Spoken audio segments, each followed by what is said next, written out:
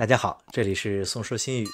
在倡导这个话题之前啊，我一直做自然灾害和人为灾难的视频介绍，就是在地图上呢给大家指出哪里发生什么灾害，是如何发生的，应该如何防灾救灾等。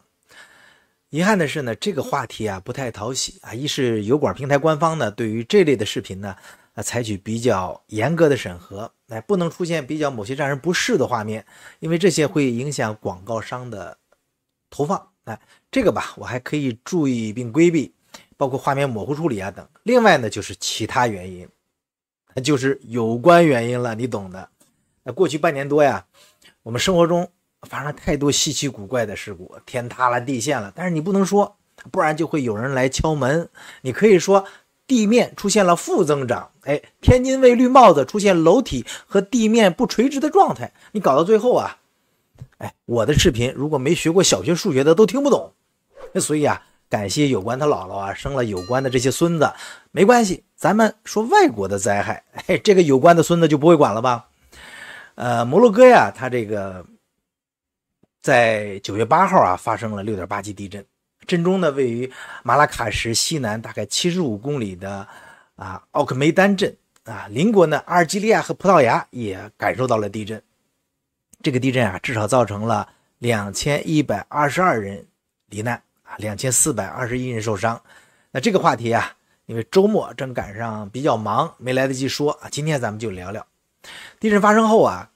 这个地区还发生许多余震，其中最大的一次是4.9级。那未来几周啊，该地区还会持续的发生余震。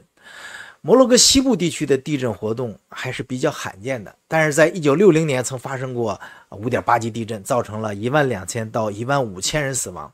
这次地震啊，大致是东西向或者西北东南向的这个断层上的这个倾斜的反向断层引起的。美国地质勘探局测的地震震级呢是6.8级，但是地方当局啊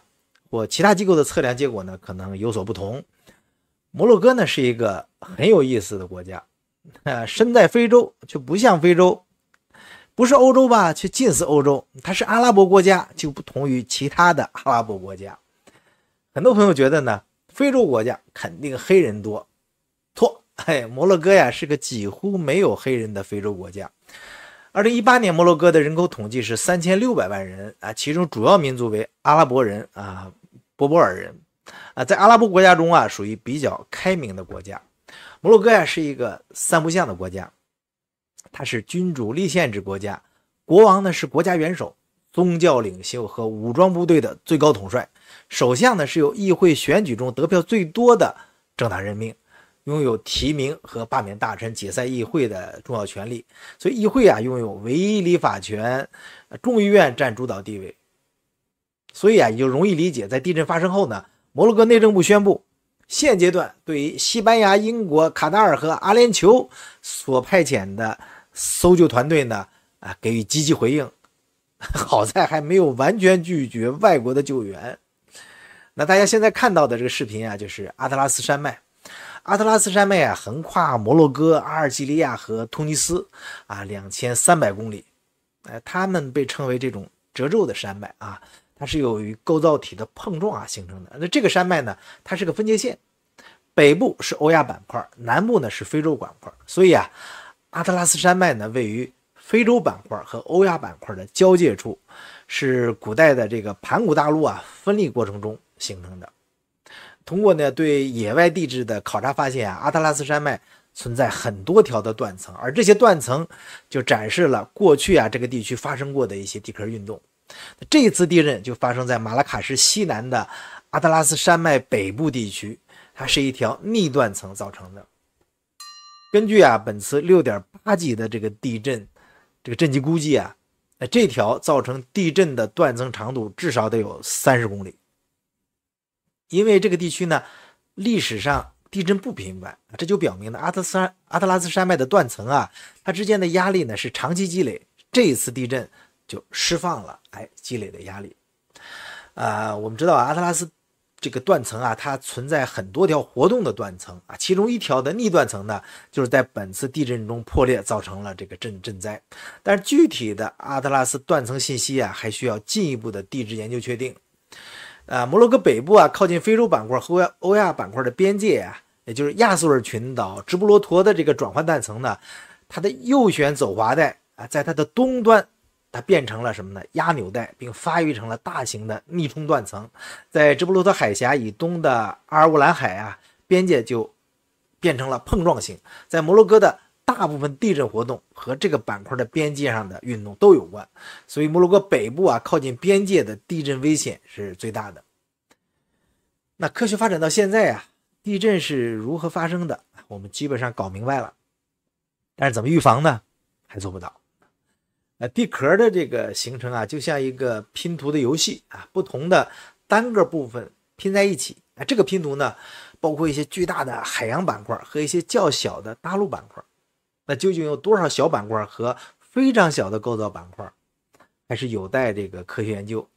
所以这些板块都漂浮在地球的这个熔的这个核心上啊。由于岩浆啊在某些断层点从岩心膨胀，因此板块啊在数十亿年的时间里，每年都移动或者迁移几公分。它们彼此呢远离，相互摩擦或者相互推挤，导致它们上方的大陆移动。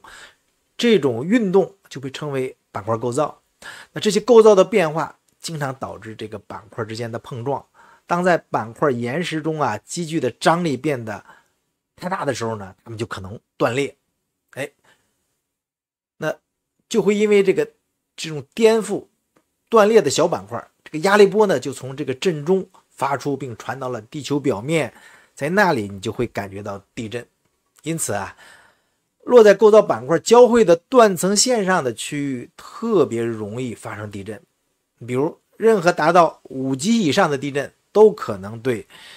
建筑物啊造成明显的损坏。如果地震它是发生在海洋里边，那可能引发海啸。那这些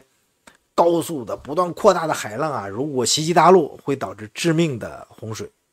所以由于这个持续的地质活动啊，预测这些地区的地震是非常困难的。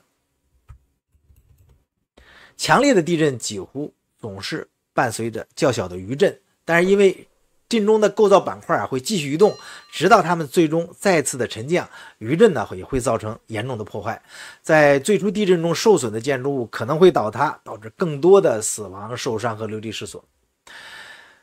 那既然地震呢无法预防，那么如果发生地震，